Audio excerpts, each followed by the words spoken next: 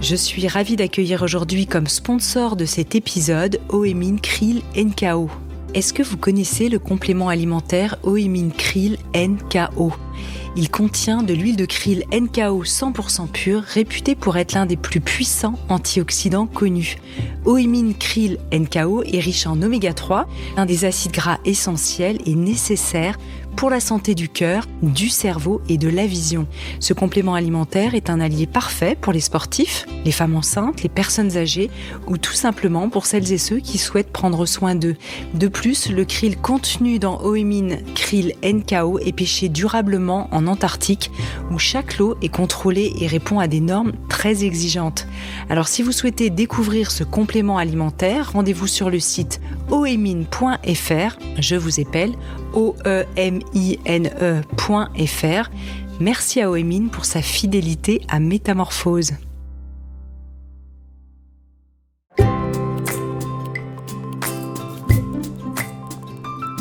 Bonjour et bienvenue dans Graines de Métamorphose, le programme à destination de la nouvelle génération pour faire germer les consciences.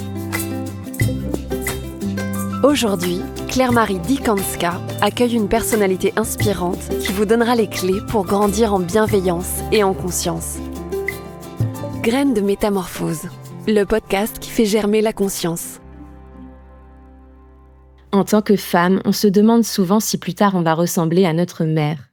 Si parfois cette idée nous fait peur ou nous paraît étrange, ce n'est pas que nous n'aimons pas notre maman, mais que nous avons développé notre propre personnalité, avec nos propres rêves et nos propres buts.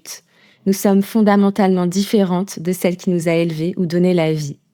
Mais que se passe-t-il quand une mère échoue à donner à sa fille les clés pour se construire indépendamment d'elle ? Dans son livre « Et si c'était votre mère, le problème ?» aux éditions Albin Michel, notre invité du jour nous propose de nous questionner sur la relation que nous entretenons avec notre mère.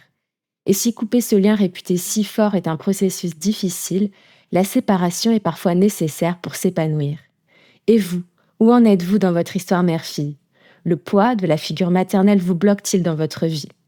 Autant de questions dont on va ébaucher les réponses dans ce nouvel épisode. Bonjour Clémence Viel et bienvenue dans Graines de Métamorphose. Bonjour Claire-Marie, merci pour ton invitation. Dans la vie de famille, les pères sont souvent sous le feu de la critique. Soit ils sont considérés distants, soit indifférents, absents. Souvent, on en parle. Les mères moins, pourquoi ? Il y a tout un tabou autour de la mère. Déjà parce que je pense qu'on est dans une société qui manque cruellement de liens. Et du coup, on a besoin d'idéaliser l'amour d'une mère pour son enfant. On a besoin que ce soit un amour incontestable. Et puis, on est dans une société patriarcale, donc il y a toujours un petit peu des complexités par rapport aux femmes, et notamment il y a un deal quand même dans notre société, c'est que la mère doit se sacrifier pour ses enfants. Quand elle le fait pas, elle est critiquée, et en échange, la fille doit être éternellement reconnaissante en fait, et surtout rembourser sa dette. Et donc c'est vraiment quelque chose. Si l'une ou l'autre ne remplit pas ce deal du patriarcat, elle est critiquée pour ça. Justement, en parlant de patriarcat, tu te concentres sur la relation mère-fille et non la relation mère-enfant. Est-ce qu'il y a une dynamique particulière entre la mère et la fille, et quel est le rôle du patriarcat dans cette relation, justement ? Oui, alors toute dynamique familiale est vraiment unique. Ce que je trouve hyper intéressant dans la relation mère-fille, c'est que déjà dans la relation mère-enfant, il y a énormément d'impact parce que notre mère, on a été en fusion avec elle et que c'est vraiment la source de notre vie. Mais en plus, dans la relation mère-fille, il y a cette identification sexuelle entre deux femmes qui fait que vraiment notre mère est à la source de la construction de notre identité féminine. Et ça, dans une société où l'identité féminine est blessée parce que les femmes sont dévalorisées. Donc c'est ça que je trouve hyper intéressant dans la relation mère-fille en particulier. Et du coup, qu'est-ce que la blessure de la mère et quels en sont les symptômes ? Alors la blessure de la mère, si tu veux, c'est l'ensemble des schémas limitants, des schémas qui t'ont bloqué, qui te limitent et que tu as hérité de ta maman à un niveau inconscient. Donc ça va être ces fardeaux émotionnels, ces fausses croyances ou alors les fausses croyances que tu as héritées de votre relation, les insécurités, les pensées, les comportements automatiques que tu intériorises dans l'enfance et qui te sabotent à l'âge adulte. Donc, la blessure de la mère, elle se transmet vraiment, de génération en génération jusqu'à ce qu'il y ait une fille, qui, la conscientise et qui décide de la guérir. Ce qui permet en fait de mettre fin à tout un cycle, transgénérationnel et c'est un outil de développement personnel, hyper puissant, parce que la relation avec notre mère, c'est vraiment, comme nos fondations, les fondations de notre, maison intérieure. Hem, donc, une fois qu'on a guéri ça, ça nous donne une sécurité intérieure et une puissance, incroyable. Hem, les symptômes, donc tu parles des symptômes quand on a une blessure de la mère, à l'âge adulte? Mmh. Hem, déjà, il y a un sentiment de vide. Très souvent, on est un peu dans une, errance. Hem, on erre, en fait, à la recherche de l'amour maternel qu'on n'a jamais connu. Ça peut être, via des comportements de dépendance, dépendance affective, dépendance, à la nourriture, aux réseaux sociaux, au travail. Ça peut être, via des comportements d'évitement plutôt, donc on fuit, soit en s'isolant, soit en étant tout le temps dans la distraction. Hem Aussi, on peut avoir tendance à persister dans des relations amoureuses, toxiques où on a besoin de prouver notre valeur, comme quand on était enfant. On a aussi, une très forte autocritique en général, puisque les mots, dévalorisants ou critiques de notre maman sont hyper puissants et ils deviennent, comme notre petite voix intérieure à l'âge adulte. Ensuite, tu t'en as parlé dans l'introduction, il y a vraiment cette peur de finir comme notre mère. Hem, Contrairement à ce qu'on peut penser, cette peur, elle ne nous éloigne pas de notre mère, elle nous rapproche d'elle. Plus on a des ressentis intenses, en fait, à propos de notre mère, qu'ils soient favorables ou défavorables, plus on est connecté à elle. Hem, un symptôme aussi très important et pas très agréable à vivre, c'est vraiment cette, faible résilience émotionnelle. On a des difficultés à réguler nos émotions, des difficultés à gérer le stress, on n'arrive pas à demander du soutien émotionnel. On est vraiment comme, une petite fille blessée qui est coincée dans un corps d'adulte. Hem, il y a aussi tout un sentiment persistant de culpabilité, la peur d'être une mauvaise fille, d'être une fille ingrate, le fait de se sentir redevable, le sentiment de porter un fardeau, en fait, avec cette relation. Bon, la liste n'est pas exhaustive, mais je finirai aussi par parler des problèmes d'identité parce que souvent, il y a un énorme fossé entre le rôle qu'on joue depuis l'enfance et la personne qu'on est, réellement. Mmh. Je dirais que c'est les symptômes, principaux de la blessure de la mère. Oui, en fait, c'est des dégâts, psychologiques et émotionnels Ouais. qui se transmettent, de manière ancestrale de mère en fille. C'est ça.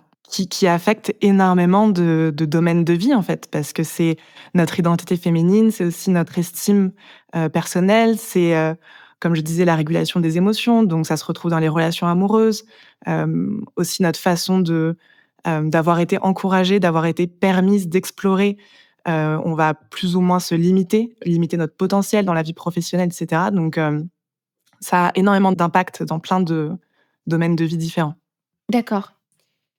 Sur ton compte Instagram Become Your Own Mama, tu proposes 5 questions à se poser sur notre relation à notre mère. Est-ce que tu peux nous les partager et nous dire ce qu'elles signifient?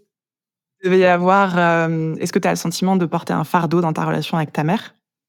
Mmh. Parce que ça, c'est quand même un signe, d'une relation dysfonctionnelle, en fait. On oublie parce que dans les relations familiales, on pense qu'on est juste obligé, en fait, d'être une gentille fille et d'aimer notre maman.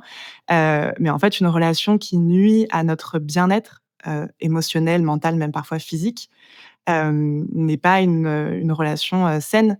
Une relation avec notre maman, c'est censé être un espace sûr et réconfortant et dans beaucoup, beaucoup de cas, ça devient plutôt, un fardeau à porter, parfois une guerre de territoire, une source de stress, quelque chose, à gérer.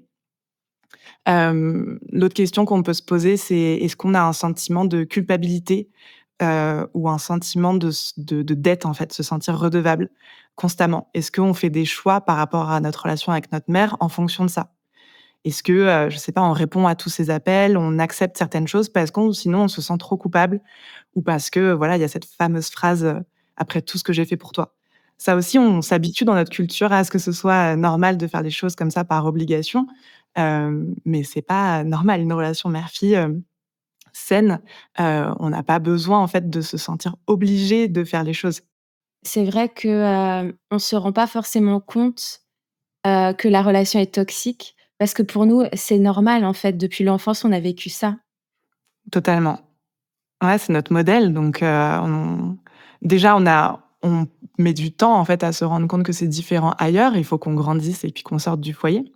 Mmh. Et puis ensuite, en fait, tout ce qu'on apprend dans cette relation, tous les schémas qu'on hérite, sont vraiment, imprégnés, de 3 choses: l'amour inconditionnel d'un enfant pour sa mère, le sentiment de sécurité et le sentiment d'appartenance, qui sont 3 besoins, humains fondamentaux. Et en fait, dès qu'on va aller bousculer la relation, ou même juste bousculer, nos schémas, de qu'on a hérité de cette relation, ça nous insécurise énormément, ça nous bouscule énormément. C'est très déstabilisant parce que pour notre cerveau, il était, impératif, par instinct de survie, de se dire que notre mère était omnisciente et que tout ce qu'elle nous a appris était bon pour nous, en fait. Et en fait, la mère un peu toxique, c'est la mère qui va essayer de continuer dans cette, dynamique un peu de, toujours rester dans cette position omnisciente avec laquelle elle était avec un enfant un peu? Ouais, tout à fait. Alors, il y a plusieurs, profils de mamans toxiques dont je parle dans le livre. Mais effectivement, il y a souvent dans chacun de ces profils un besoin, de contrôle sur son enfant, en particulier sur sa fille, parce qu'il y a cet effet miroir aussi entre 2 femmes.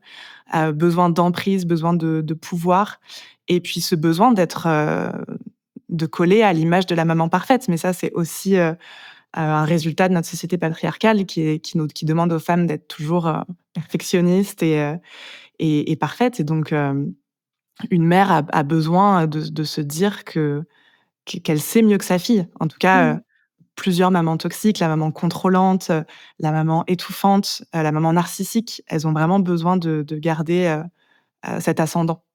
Mmh. Justement, quels sont les différents profils des mères toxiques?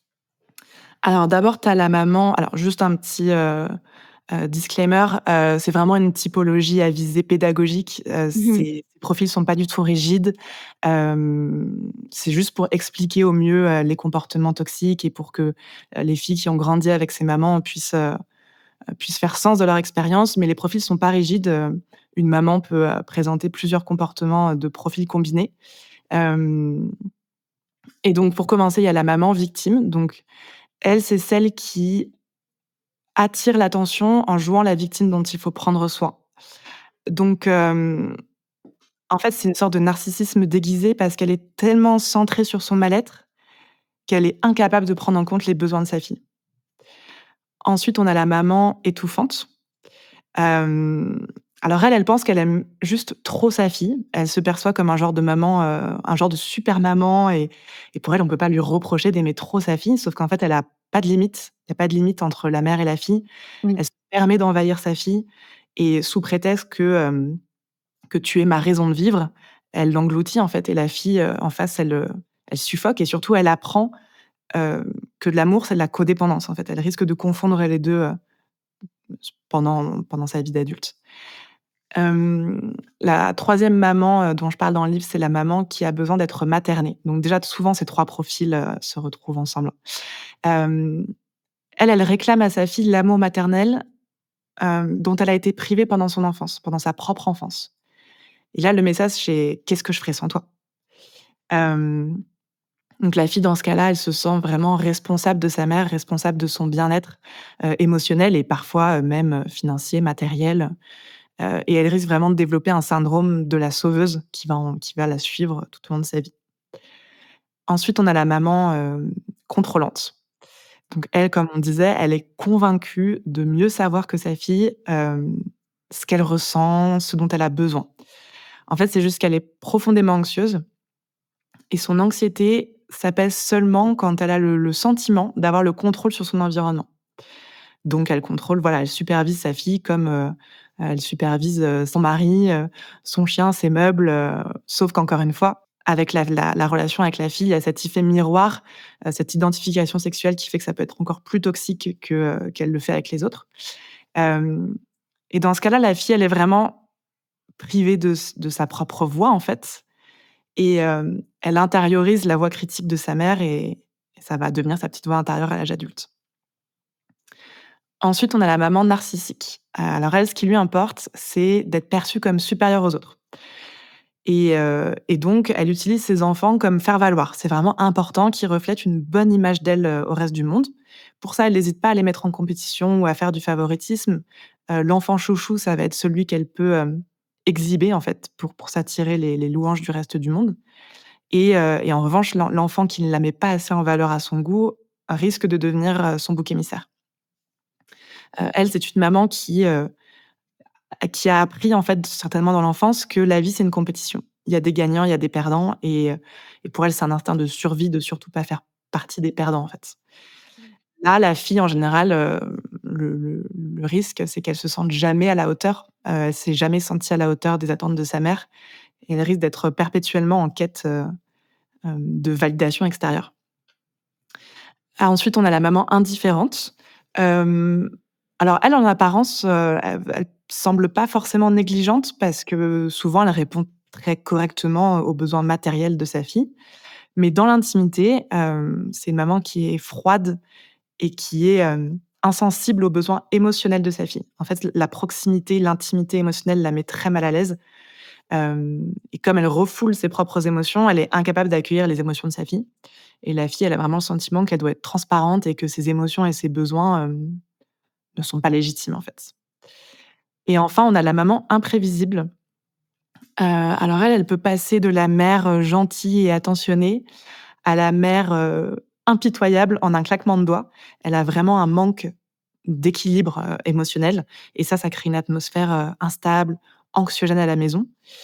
Ce qui fait que la fille, elle est toujours sur le qui-vive, même à l'âge adulte, elle a vraiment un sentiment, profond d'insécurité, parce qu'elle a appris que les connexions émotionnelles sont, précaires, voire menaçantes. Voilà, c'est les sept profils, qui se sont le plus démarqués. Mmh. Et on voit qu'en fait, en miroir du profil de la mère, du type, spécifique de toxicité de la mère, on a, un dégât émotionnel ou psychologique sur la fille qui est différent, Ouais, qui va marquer sa vie adulte. tout à fait. Mmh. Oui, en fait, quand on grandit avec ce type de maman, on développe des stratégies d'adaptation pour s'adapter à notre maman. Et en fait, comme on développe ça, très tôt, ça reste imprégné dans notre cerveau et ça devient notre mode de fonctionnement, dans tous les aspects de notre vie, même quand on a 30 ans, 40 ans, 60 ans, si on n'a pas déconstruit ça. Par exemple, le syndrome de la sauveuse, c'est vraiment quelque chose qui dure, éternellement si on n'a pas appris, en fait, ce que c'est vraiment l'amour inconditionnel et pas cette sorte de codépendance. Mmh. Oui, comme en fait, c'est notre modèle d'amour depuis le départ, je pense Ouais, que ça doit totalement influencer du coup nos modèles amoureux. C'est ouais, ouais. relationnellement, ça nous marque. Ouais, ça nous marque parce que déjà ça nous apprend comment être en relation, parce que la relation avec notre maman est souvent notre figure d'attachement principale. Donc la personne avec qui on a développé le lien émotionnel le plus fort pendant les premières années de notre vie. Elle l'est souvent déjà pour des raisons biologiques, parce qu'on est connecté depuis, la grossesse, parce qu'on est prédisposé à être plus sensible à notre mère qu'à n'importe qui. Et puis aussi pour des raisons culturelles, parce que encore maintenant, souvent la maman est celle qui s'occupe le plus des besoins émotionnels, en tout cas de l'enfant. Hem, donc on on va être très sensible à toutes les interactions qu'on a avec cette première figure d'attachement et c'est vraiment la base, sur laquelle reposent, toutes nos relations futures. On va développer, des croyances, des comportements, des pensées en fonction, de cette relation qu'on va reproduire ensuite dans tous, les domaines de vie. Mmh. Oui, ces croyances, c'est justement, tu les appelles des schémas aussi. Dans ton livre, tu écris: «Tant que tu n'as pas identifié les schémas hérités de l'enfance, tu continues de te comporter comme une petite fille blessée dans un corps d'adulte». Tu le disais Ouais. aussi au début de cette interview. Quels sont ces schémas qui nous limitent? Alors un schéma, en fait, il part d'une fausse croyance. Hem, Par exemple, si on a eu une maman, indifférente, si on s'est senti, abandonnés par notre maman, émotionnellement, ou voire même physiquement, on va avoir peut-être la fausse croyance, «Je suis toujours abandonnée». On finit toujours par me quitter, on finit toujours par m'abandonner. Donc cette fausse croyance, elle donne lieu à des comportements inadaptés. Par exemple, dans le couple, si je pense que je vais toujours être abandonnée, je risque de m'accrocher à mon partenaire, d'être très anxieuse, dès qu'il y a un peu de distance émotionnelle ou physique, et ça risque d'être enfin, en fait, c'est un comportement qui est disproportionné par rapport à la situation. Donc ce qui se passe, c'est qu'en ayant des comportements comme ça, on pousse effectivement l'autre, dans la plupart du temps, la plupart des cas, à partir parce qu'il en peut plus, parce qu'il étouffe, et comme on est quitté à nouveau, bah, on a à nouveau cette blessure émotionnelle similaire à celle de l'enfance, d'être abandonné. Et ça vient confirmer notre fausse croyance. Ouais, voilà, je suis encore une fois quittée, tout le monde m'abandonne et en fait, c'est un cercle vicieux et si on n'identifie pas, la blessure et la fausse croyance d'origine, bah, on peut rester dans ce cercle, éternellement. Et tu me demandais les schémas. Alors il y a plein de schémas, donc on appelle ça des schémas précoces inadaptés. Ça a été développé par, un psychologue américain, qui s'appelle Jeffrey Young. Et donc pour lui, les schémas précoces inadaptés les plus fréquents, c'est le schéma d'abandon, donc c'est celui que je viens de dire, le schéma de carence affective, le schéma de dépendance, le schéma de hyper-indépendance, le schéma d'imperfection, le schéma de méfiance et abus, le schéma de soumission et vulnérabilité. Voilà, donc ça, c'est des schémas, hyper fréquents, hein. Enfin, c'est 50 de la population qui se trimballe avec ça. Mmh. Tu écris aussi: «Nous ne sommes pas ici pour faire le procès de ta mère. Cet ouvrage n'a pas pour but de blâmer ou de jeter la pierre. On ne guérit pas de la blessure maternelle en créant une guerre entre mère et fille». Alors déjà, comment est-ce qu'on guérit d'une blessure maternelle? Et quelle est notre part de responsabilité dans ce processus de guérison? Alors, comment est-ce qu'on guérit d'une blessure maternelle? C'est un gros morceau. Le processus que je propose dans le livre, c'est la première partie, on va dire, d'un processus plus large. Le livre, c'est vraiment, l un processus pour sortir du rôle de la gentille fille. Hem et pour ça, il y a 3 un peu étapes, dans le livre. C'est d'abord évidemment la prise de conscience, comprendre, l'impact que notre mère a eu sur, la femme qu'on est devenue et la vie qu'on mène actuellement. Comprendre l'étendue du bagage inconscient en fait, qu'on a hérité. Ensuite, la deuxième partie, du livre, se focalise vraiment sur le fait de lever les blocages. Donc pour ça, il faut comprendre en fait toute la manipulation émotionnelle, qu'on subit en famille et en société et qui est complètement normalisée en fait, par notre culture toxique. Hem et enfin, la 3e chose que je propose, c'est enfin de passer à l'action, et de laisser ce rôle de gentille fille pour devenir soi-même. Donc là, c'est une méthode en 6 étapes dans le livre. Mmh. La première étape, c'est, déjà de vivre, le processus d'individuation dont on a été privé. Le processus d'individuation, c'est, quelque chose qui se fait tout au long de l'enfance et de l'adolescence. C'est simplement qu'après une période de fusion qui est naturelle entre la mère et l'enfant, heu, il est essentiel que chacune devienne ou redevienne pour la maman unique pour former 2 identités distinctes. Donc en matière de développement, vraiment, la tâche de la fille, c'est de s'éloigner de sa mère et la tâche de la mère, c'est, d'encourager sa fille, à s'affirmer. Et ça, lorsque la maman, utilise sa fille, inconsciemment, hein, pour combler ses besoins inassouvis, le processus d'individuation, elle le vit comme une attaque personnelle et la fille, elle a le sentiment que si elle devient pleinement elle-même, elle trahit sa mère, en fait. Donc ce processus d'individuation, il s'est pas fait dans plein de relations mère-fille dysfonctionnelles. Donc dans le livre, je propose des exercices pour déjà prendre conscience de tous les aspects, en fait, qu'on a refoulés de nous-mêmes, pour satisfaire, notre maman. Nos émotions, nos besoins, nos aspirations personnelles qu'on a mis de côté.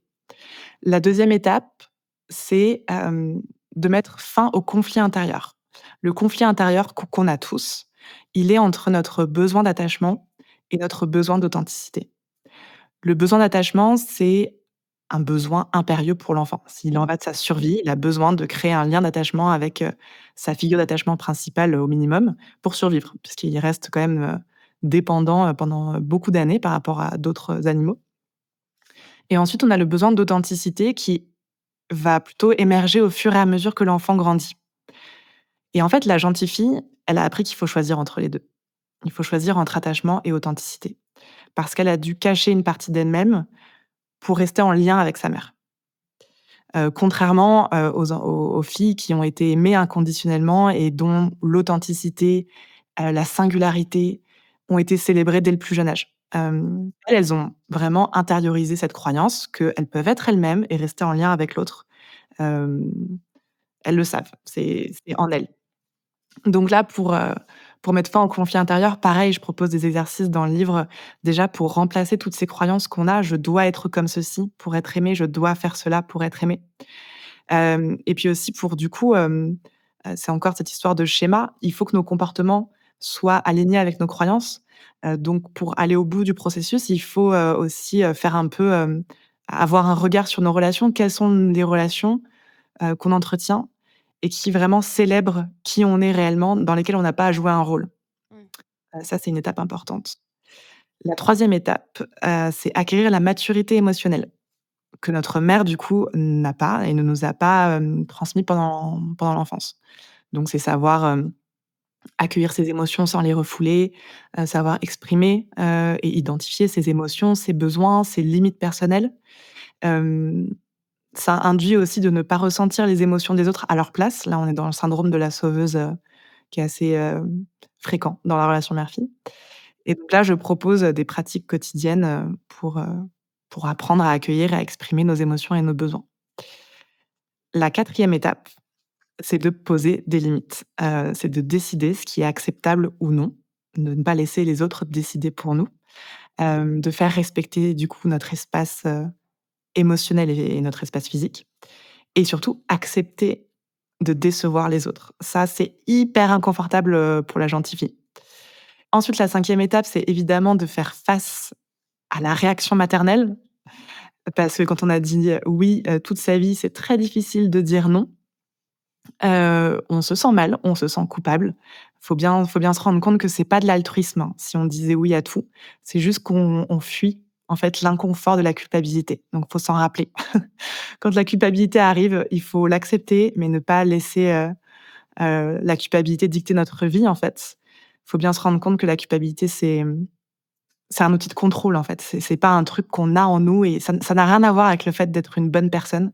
Mmh. Parce qu'on ne devrait pas se sentir coupable de nos besoins et de nos émotions, authentiques. Mmh. Et une fois qu'on a pu dire non et qu'on a pu, débloquer énormément d'énergie, bah, c'est le moment de dire oui. C'est le moment d'arrêter de s'en tenir à tout ce qui est, confortable, familier, prévisible. C'est le moment d'arrêter de jouer petit, d'arrêter de limiter son potentiel. Ce qu'on a fait depuis, l'enfance, déjà parce qu'on n'a jamais eu ce sentiment de sécurité, que normalement on développe pendant l'enfance. En fait, le sentiment de sécurité auprès de notre mère, c'est ce qui nous permet d'aller explorer notre environnement, en étant serein, en se disant, «C'est bon, je sais que ma mère sera là, c'est mon point d'ancrage. Je peux aller expérimenter la vie, je peux essayer des tas de choses et je sais qu'au moment où j'ai besoin, elle sera dispo, pour accueillir, mes émotions». Donc là, c'est le moment de rattraper le temps perdu, d'expérimenter, plein d'aspects de soi-même, comme on le fait quand on est enfant, en fait. Quand on est enfant, on expérimente plein de choses et donc c'est important de le faire pour apprendre à mieux se connaître. Donc là, c'est des exercices qui sont très fun, pour, voilà, créer sa vie sans le poids, des attentes maternelles, choisir ses propres rôles modèles féminins quand on n'a pas eu ça dans son entourage. Et puis vraiment décider de la femme qu'on a envie d'être. Qu'est-ce qui nous inspire? Qu'est-ce qui nous émeut? Qu'est-ce qui fait qu'on se sent vivante, qu'on se sent aimée, qu'on se sent libre? Toutes les choses qu'on ferait si on n'avait pas peur d'être, désapprouvée par notre mère. Hem, voilà, c'est ça, je dirais les étapes, en tout cas, du livre. Et puis après, il y a plein d'autres étapes, pour, une guérison vraiment des blessures d'enfance et un gros déconditionnement, de l'héritage maternel. Là, pour le coup, c'est des choses dont je parle dans le programme Become Your Own Mama, qui est un programme en ligne et qui là, disons que c'est l'étape supérieure après le livre, parce que ça demande un investissement, personnel supplémentaire, parce qu'on va vraiment toucher, à des sujets, plus difficiles. Ouais. Il faut faire le deuil de la maman dont on avait besoin. Il faut accepter toute la douleur, toute la colère, toute la tristesse qu'on a accumulée dans la relation. Il faut devenir une maman pour soi-même. Enfin, c'est encore pas mal de gros morceaux, quoi. Mmh. Puis j'imagine aussi qu'il y a des degrés, je veux dire, on peut avoir une mère qui n'est pas non plus complètement, Complètement, ouais. inapte ou, qui nous abandonne complètement, mais qui peut être quand même de certaines manières une bonne mère et d'autres, en fait, pas du tout, ce dont on avait besoin. Oui, en fait, effectivement, il y a clairement des degrés, de relations dysfonctionnelles et de blessures et de comment ça nous a impactés. Ce qui est sûr, c'est que, la grande majorité d'entre nous, on est touchés par ce bagage du rôle de la gentille fille. Mmh. Parce qu'on vit dans une société, patriarcale et donc en fait, nos mères, avec toutes les bonnes intentions du monde, ont voulu essayer de nous protéger, des violences patriarcales. Elles ont essayé de nous intégrer le mieux possible à cette société dans laquelle on vit et qu'on ne peut pas ignorer. Et en faisant ça, eh bien, elles n'ont pas eu le choix que de nous habituer à nous soumettre, en fait, au système, et aux contraintes patriarcales. Et donc ça, je pense que c'est important que chacun fasse ce travail, dans le cadre de ce livre ou d'autres choses, parce qu'on est vraiment, toutes concernées, je pense. Mmh. Oui, en nous protégeant, en voulant nous protéger, elles nous ont imposé les règles du patriarcat en nous disant: «Il faut que tu fasses ça pour entrer dans le moule, quoi». C'est ça, en fait, elles nous ont inculqué les comportements que notre société attend d'une femme. Mmh. Donc, l'apparence, le conformisme, la discrétion, le Ouais. perfectionnisme, la soumission, la suradaptation aux besoins des autres. Et souvent, nos mamans ont adopté, en fait, des attitudes sexistes sans même s'en rendre compte. Un exemple très simple, c'est une mère qui s'autorise à critiquer l'apparence de sa fille, hem, beaucoup plus qu'elle ne le ferait avec son fils. Mmh. Peut-être simplement parce qu'elle veut la protéger du regard des hommes ou parce qu'elle veut qu'elle soit vue de telle manière par la société. Et en fait, la fille s'habitue à ce que les autres se permettent de valider ou non, son corps, à ce que les autres lui prodiguent, des conseils non sollicités et elle s'habitue à traiter son corps comme un objet. Mmh. Et en fait, il y a beaucoup en tout cas dans les relations, pour le coup vraiment dysfonctionnelles, souvent le système, mère-fille, il reflète en fait le système social. C'est les mêmes injonctions, ne pas se faire remarquer, ne rien provoquer et toujours faire passer, l'autre en premier quoi. Le message c'est: «Pour être accepté, tu dois te conformer. Si tu prends trop de place, tu vas finir seule».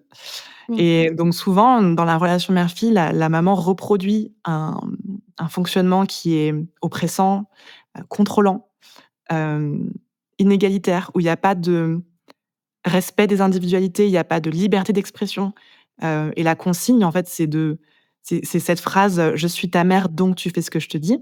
C'est cette consigne de se soumettre, en fait, à l'autorité sans jamais la remettre en question. Ça, c'est quand même très, parallèle à la société dans laquelle on vit, actuellement. Mmh. Les mères abusives ont souvent elles-mêmes été des victimes, comme tu le dis au début. Est-ce qu'on peut les amener à guérir de leurs blessures? Est-ce qu'on peut les aider? En tant que fille, Oui. alors on fait attention à pas tomber dans le syndrome de la sauveuse. Je pense qu'en fait, on est tellement conditionnés à culpabiliser parce que nos mères ont fait de leur mieux. Et en fait, on nous a souvent dit: Ne reconnais pas tes blessures et tes souffrances parce que ta mère a fait de son mieux». Alors qu'en fait, c'est 2 réalités qui sont pas contradictoires. Mmh. On peut aimer notre mère, on peut, être convaincu qu'elle a fait de son mieux et reconnaître qu'on n'a pas eu la maman dont on avait besoin. Voilà, il y a pas besoin d'avoir une vision, binaire, de la vie. Et du coup, je pense que il faut faire très attention à se détacher de ce mécanisme instinctif, en fait, où on va voler au secours de notre maman. Je pense que, pour celles qui espèrent, et c'est normal, que nos mères, guérissent, qu'elles évoluent et que la relation soit plus saine, le plus important, c'est de commencer à se concentrer sur sa propre guérison et poser des limites à sa mère. Au début, ça c'est très difficile toujours de poser des limites à notre mère. Il y a toujours une période, de résistance, de confusion, où la maman vraiment, est déstabilisée, si on l'a jamais fait. Mais il y a plein de cas où en fait l'émancipation de la fille, ça pousse la mère à se responsabiliser et finalement les conflits qu'il peut y avoir, les tensions qu'il peut y avoir une fois que la fille décide enfin de poser ses limites, ça peut ouvrir la voie vers une relation qui est plus, respectueuse, plus honnête, plus authentique. Hem je vois beaucoup de cas où, les mères en fait sont, une fois, hein, que voilà, c'est le chaos en général, hein, je vais pas te mentir, c'est le chaos en général quand on commence à poser nos limites. Mais au bout de quelques mois, quelques années, il y a beaucoup de mamans qui commencent à comprendre et en fait, elles ont plus leur fille pour faire tampon entre elles et leurs insécurités. Donc elles sont un peu obligées, hem, de se tourner vers elles-mêmes, de se tourner aussi vers d'autres soutiens, d'autres adultes et finalement ça les fait grandir. Donc je pense que, la meilleure chose à faire, c'est déjà de s'occuper de son propre, processus de guérison. Après évidemment, il y a aussi des scénarios où la maman, elle est juste trop enlisée dans ses schémas, pour évoluer et dans ce cas-là, il faut l'accepter et il faut se dire que c'est déjà génial d'avoir pu, soit, guérir pour soi et aussi pour, les prochaines générations s'il y en a, enfin pour toute la lignée. Mmh. Entre pression sociale et mécanismes intériorisés, il peut être très difficile de s'émanciper d'une mère toxique. Quelles sont les différentes forces qui nous poussent à rester victimes de notre mère? Ah là là, en fait, c'est très difficile de nous émanciper, comme tu dis déjà des attentes maternelles, déjà par instinct de survie. Comme je disais, on a un besoin impérieux d'attachement, pendant les premières années de notre vie qui est resté en fait ancré, dans notre cerveau et tout ce qui menace la relation, c'est pour nous un stress psychologique. On n'est pas programmé, on n'est pas câblé en fait pour remettre en question notre mère ou nous éloigner d'elle et on a cette tendance, instinctive à normaliser ces comportements et à nous y adapter, pour préserver la relation coûte que coûte. Hem, Ensuite, il y a effectivement le syndrome de la gentille fille, hein. On est conditionné à faire passer les besoins des autres avant les nôtres, encore plus, les besoins de notre mère et on est conditionné, voilà, on préfère en fait se trahir plutôt que de décevoir les autres. Ça, c'est quelque chose qui est hyper inconfortable pour la gentille fille. Hem, il y a aussi encore une fois cet effet miroir entre 2 femmes. C'est, compliqué pour une femme de faire mieux que sa maman quand elle est dans une relation dysfonctionnelle. Parce que par loyauté pour sa maman, bah, elle ose pas nécessairement s'épanouir. Surtout quand la maman, dès que la fille s'épanouit, la critique, la dévalorise parce qu'en fait la fille devient le reflet de tout ce que la mère aurait pu être si elle ne s'était pas conformée aux attentes, de la société, aux attentes de sa propre famille. Mmh. Donc ça, c'est, quelque chose, la loyauté inconsciente sur lequel il faut travailler et puis évidemment, il y a cette espèce d'omerta, enfin cette loi du silence, sur le sujet de la mère toxique qui est tabou alors que celui de la fille ingrate, par contre, on en parle à toutes les sauces. Hem, mais toute l'invalidation émotionnelle, en fait, qu'on peut entendre, même de nos proches, même des gens qui nous veulent du bien. «Ta mère a fait de son mieux», «Une mère, on en a qu'une», «Tu ça devait pas être si mal», «De toute façon, elle veut juste le meilleur pour toi», comme toutes les mamans. Ouais. Ça, c'est hyper puissant et c'est des choses qu'on entend depuis l'enfance, donc on a du mal à écouter notre petite voix intérieure dans tout ce bruit, en fait, qui nous dit que non, hein, on rêve, quoi. Il y a pas de sujet, en fait, puisqu'une maman est toujours bienveillante. Hem Et puis, il y a la culpabilisation. «Regarde dans quel état tu me mets». Hem, la culpabilisation, c'est vraiment un super outil de contrôle. Ça permet au patriarcat de contrôler les femmes et aux mères de contrôler les filles. Cette peur d'être une mauvaise fille, c'est quelque chose qui est viscéral. Comme je disais, il y a aussi le sentiment de dette après tout ce que j'ai fait pour toi. Hem Et ça aussi, c'est encore cette peur d'être une mauvaise fille. Et puis, il y a aussi cette notion, où il faut respecter, notre mère.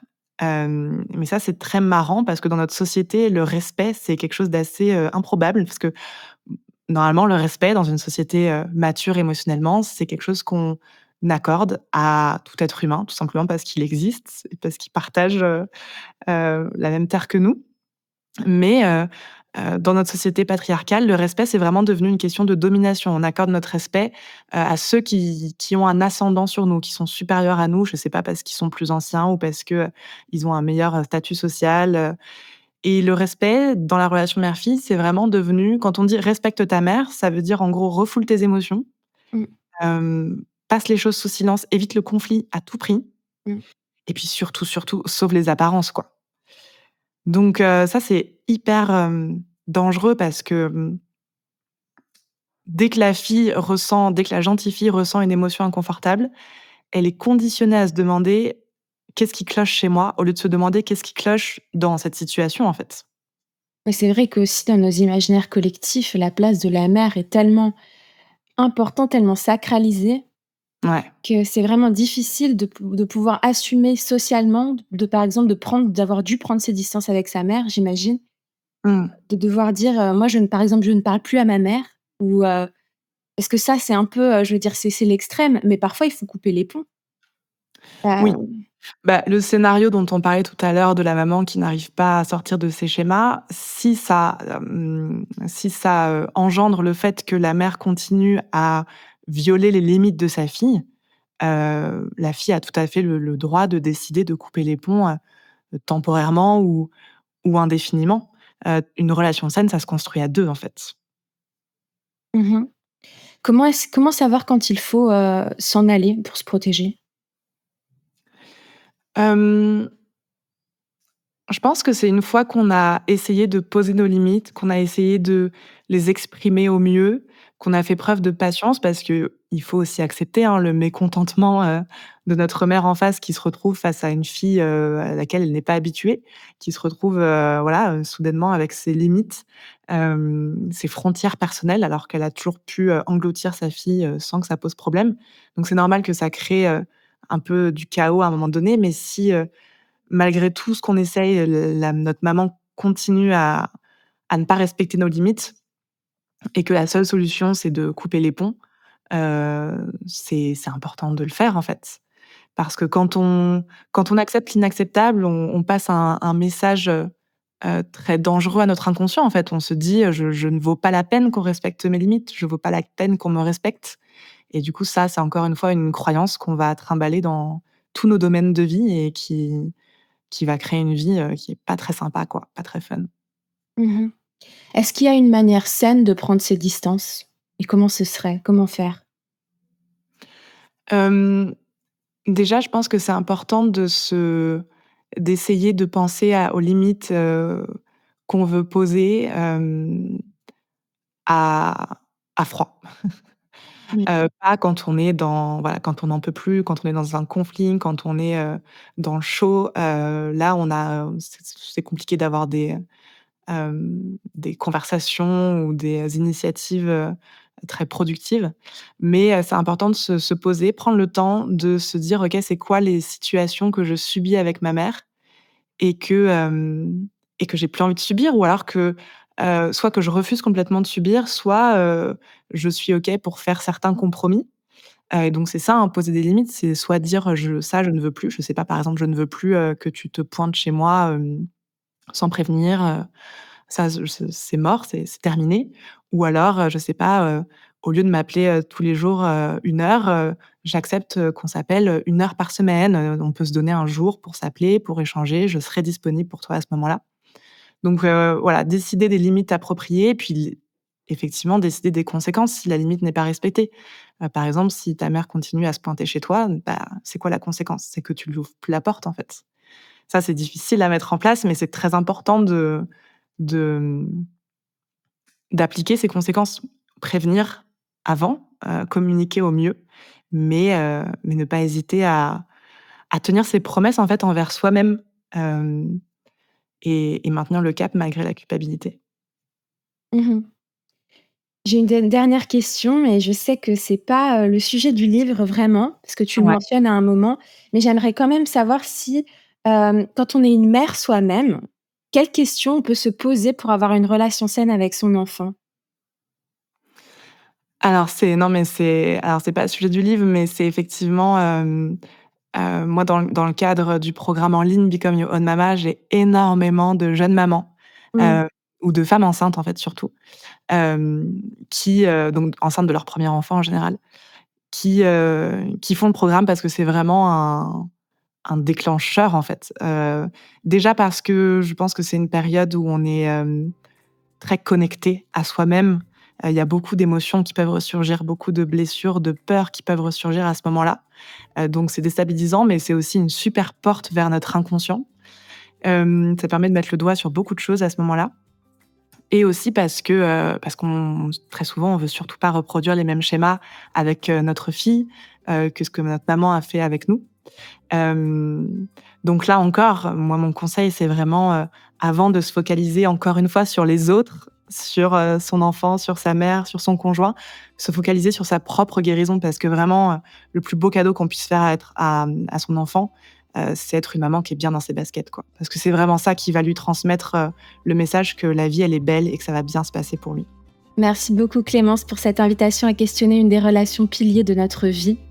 Vous pouvez retrouver les conseils de Clémence dans son livre « Et si c'était votre mère, le problème » aux éditions Albin Michel ou sur son compte Instagram « Become Your Own Mama ». Je vous souhaite à toutes et à tous une excellente journée. Merci d'avoir écouté cet épisode. S'il vous a plu, n'hésitez pas à aller vous abonner directement au podcast sur votre plateforme d'écoute préférée. Il vous suffit de taper « Graines de métamorphose » dans la barre de recherche pour le retrouver. Vous pouvez aussi nous suivre et découvrir les actualités du podcast sur notre Instagram, Graines de Métamorphose. On se retrouve la semaine prochaine, même jour, même heure, et en attendant, retrouvez Anne et ses invités avec de nouveaux épisodes de Métamorphose, le podcast qui éveille la conscience.